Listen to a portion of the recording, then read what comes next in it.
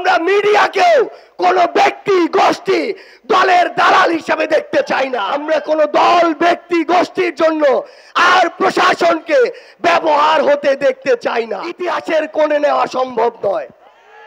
আমরা দেখেছি এই টাঙ্গাইলের উন্নয়নের অনেক গল্প দেওয়া হয়েছে, কিন্তু আমার এই টাঙ্গাইলের ঐতিহ্যবাহী হল, এই যে ভাসানী হল, যেই হলকে কেন্দ্র করে হয়তো আমার এই মজলুম ভাসানীর নাম বাংলাদেশের কোনায় কোনায় ছড়িয়ে পড়তে পারত, সেই হলকে মাদকাসক্তদের একটা আস্তানা বানানো হয়েছে। এভাবেই শুধুমাত্র একজন ব্যক্তির ব্যক্তি পূজা করে ইতিহাসের অন্যান্য সকল গুরুত্বপূর্ণ অংশকে বিলুপ্ত করার সকল অপচেষ্টা চালানো হয়েছে।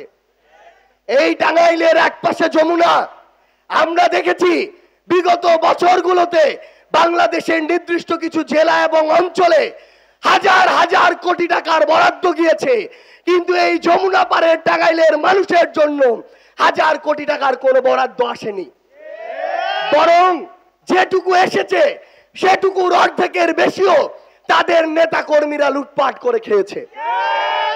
আমরা আগামীর বাংলাদেশে স্পষ্ট করে একটা জিনিস বলতে চাই, আমরা প্রশাসনকে, আইন শৃঙ্খলা রক্ষাকারী বাহিনীকে একটা জিনিস স্পষ্ট করে বলতে চাই, আমরা 24 পরবর্তী বাংলাদেশে এই বাংলাদেশের প্রশাসনকে, পুলিশকে, অন্যান্য বাহিনীকে বাংলাদেশের জন্য দেখতে চাই, বাংলাদেশের মানুষের জন্য দেখতে চাই।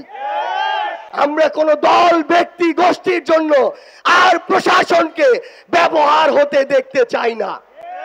আমরা স্পষ্ট করে আরেকটা কথা বলি, আগামীর বাংলাদেশে আমরা মিডিয়াকেও কোন ব্যক্তি গোষ্ঠী দলের দালাল হিসেবে দেখতে চাই না। এই মিডিয়া যেন কোন ব্যক্তি বা দলের এজেন্ডা বাস্তবায়ন করার জন্য কাজে না লাগে। এই মিডিয়া যেন প্রপাগান্ডা বাস্তবায়ন সেলের অংশ হিসেবে কাজ না করে। 24-এর পূর্ববর্তী সময়ে কয়েকটি মিডিয়া অন্ধভাবে দলের দালালি করেছে।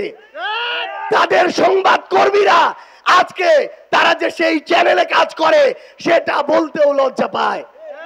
আমরা চাই না 24 পরবর্তী বাংলাদেশে কোন মিডিয়ার আর এই করুণ দশা হোক। আমার এই সংগ্রামী টাঙ্গাইলে আমরা আমাদের ভাই মারুফকে হারিয়েছি।